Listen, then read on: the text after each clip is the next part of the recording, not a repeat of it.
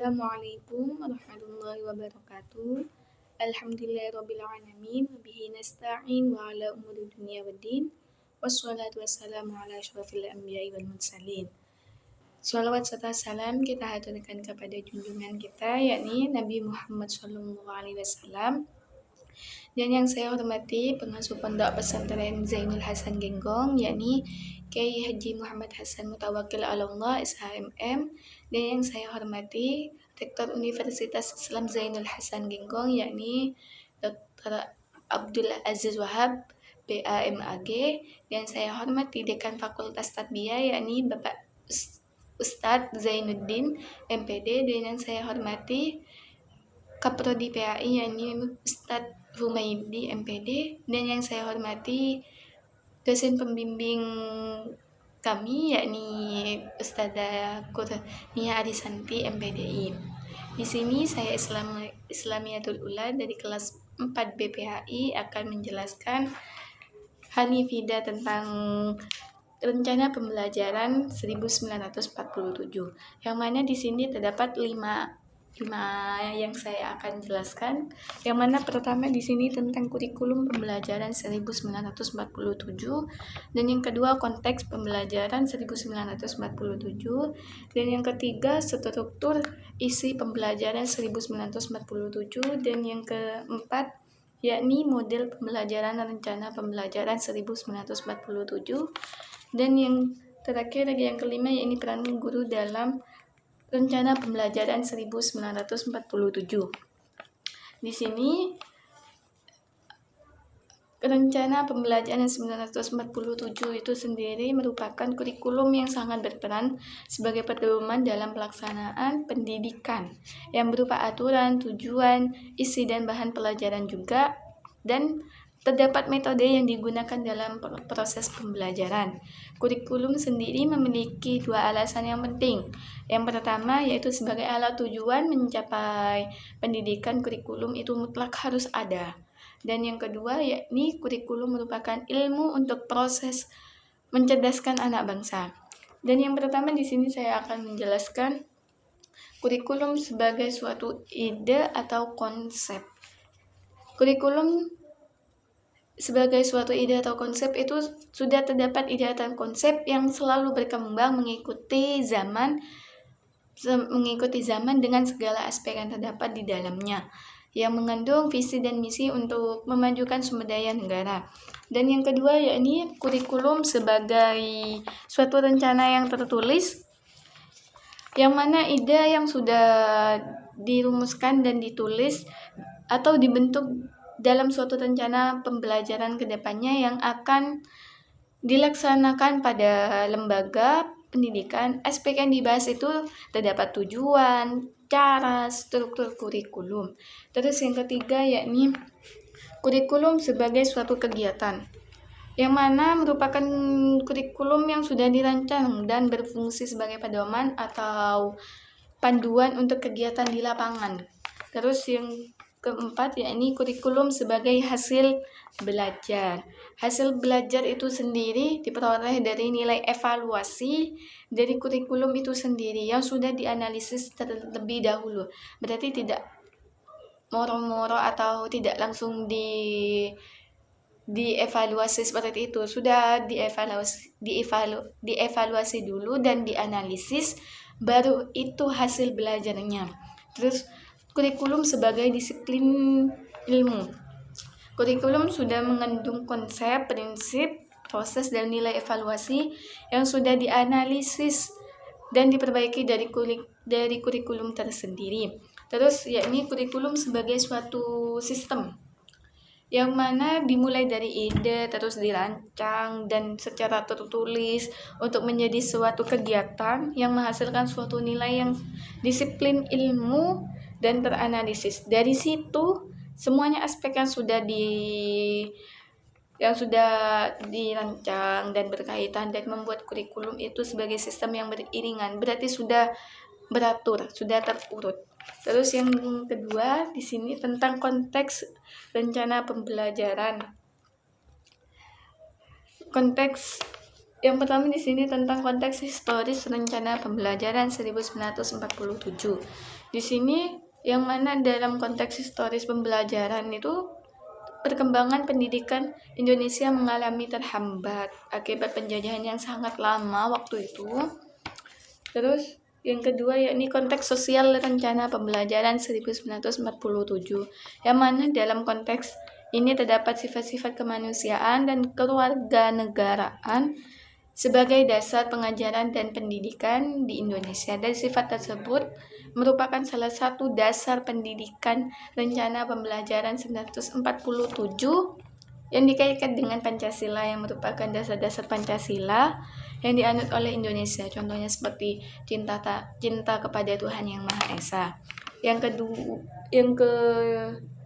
kedua yakni yang ketiga yakni konteks politik rencana pembelajaran 1947, yang mana pada masa kemerdekaan 1945 memiliki dampak tersendiri pada sistem pendidikan, baik dari buruknya pada masa itu.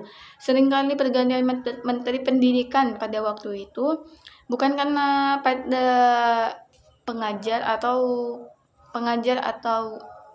guru ataupun siswanya, melainkan terdapatnya waktu itu Indonesia terlalu fokus merebut kemerdekaan pada penjajah, dan pada masa itu juga membawa semangat karakter dan kebangsaan terhadap anak-anak, di mana mereka sekolah tanpa membayar dan guru mendapat pendidikan yang layak. Terus konteks ekonomi rencana pembelajaran, di mana konteks tersebut pada masa kemerdekaan menghambat rencana pembelajaran 1947 sehingga baru terlaksana pada tahun 1950. Buruknya perekonomian di Indonesia pada waktu itu tidak luput dari pengaruh penjajah yang mempertahankan status quo-nya pada Indonesia. Terus yang ketiga tentang struktur dan isi pembelajaran 1947. Di sini terdapat 8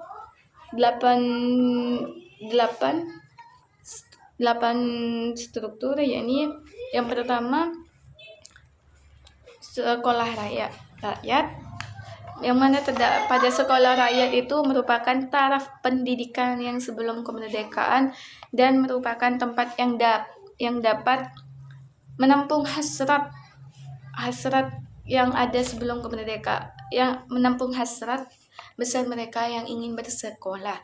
Kurikulum sekolah rakyat diatur oleh keputusan Menteri PPK. Terus yang kedua yakni pendidikan guru. Terdapat beberapa pendidikan bagi guru pada masa itu, yaitu yang pertama sekolah guru B atau SGB, yang mana pelajarannya itu diberikan bersifat umum. Yang kedua sekolah guru C, SGC. Yang ketiga terakhir itu sekolah guru A atau SGA, pendidikannya 3 tahun sesudah SMP. Terus yang ketiga yakni sekolah menengah pertama dan sekolah menengah tinggi atau SMT. Singkatannya SMP sendiri itu menggunakan rencana pembelajaran yang sama. Dengan keluarnya surat keputusan Menteri PPK, maka diadakan pembagian seperti A dan B yang dimulainya dari kelas 2. Jadinya itu dari kelas 2 itu ada kelas 2A, B2, C2 seperti itu. Yang mana di kelas A itu diberikan pelajaran bahasa dan ilmu alam dan ilmu pasti. Sedangkan di sekolah menengah tinggi atau SMT itu memenuhi kebutuhan nasional seperti bahasa, pengantarnya ialah bahasa Indonesia, dan mutunya itu setingkat SMT. Terus yang di sini pendidikan kejuruan, yang mana pendidikan kejuruan itu merupakan pendidikan ekonomi dan kewanitaan, yang mana terdapat 2 pendidikan. Yang pertama itu pendidikan ekonomi, merupakan sekolah dagang pendidikan yakni 3 tahun setelah sekolah rakyat. Tujuannya untuk memenuhi kebutuhan administrasi dan pembukuan yang dilaksanakan oleh inspektur dagang. Dan yang kedua yaitu pendidikan kewanitaan, yang mana setelah kemerdekaan pemerintah membuka sekolah Kepandaian Putri atau yang disebut SKP dan SGKP, Sekolah Guru Kepandaian Putri. Yang lama masa sekolahnya ialah 4 tahun setelah SMP atau SKP. Terus pendidikan teknik, yang mana pendidikan teknik itu terdapat 5 pendidikan, yaitu kursus kerajinan negeri atau KKN, yang kedua itu sekolah teknik pertama atau yang disebut STP, yang ketiga sekolah teknik atau ST, yang keempat yakni sekolah teknik menengah atau STM, yang kelima itu pendidikan guru untuk sekolah-sekolah teknik. Terus yang selanjutnya pendidikan tinggi periode 1945 sampai 1950. Pendidikan ini merupakan peluang bagi warga negara tanpa syarat untuk meneruskan studi pendidikannya. Lembaga itu begitu berkembang pesat,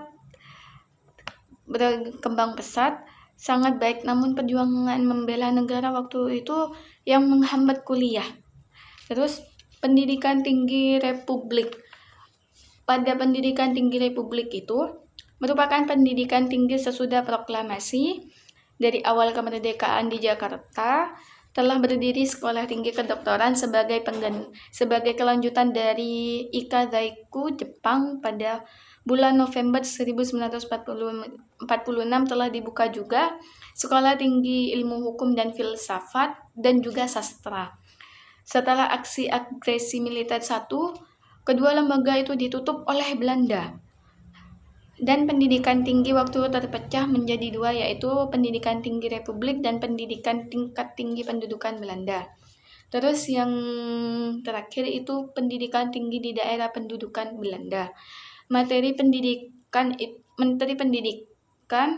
Mr. Sowandi sebagai upaya penting mengembangkan pendidikan nasional, mengubah sistem pendidikan dan pengajaran sehingga lebih sesuai dengan keinginan dan cita-cita bangsa Indonesia yang baru dan merdeka.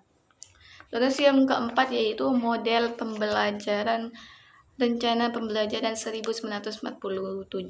Rencana Pembelajaran 1947 merupakan kurikulum pertama yang ditetapkan setelah Indonesia merdeka.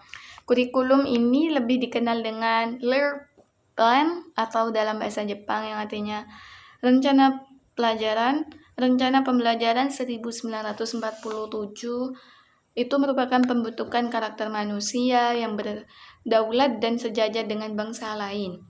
Rencana Pembelajaran 1947 itu sering disebut dengan kurikulum 1950 karena baru dilaksanakan pada tahun itu di setiap sekolah. Bentuk dari Rencana Pembelajaran 1947 itu memuat 2 hal, yakni daftar mata pelajaran dan jam pengajaran. Dan yang terakhir yakni peran guru dalam Rencana Pembelajaran 1947.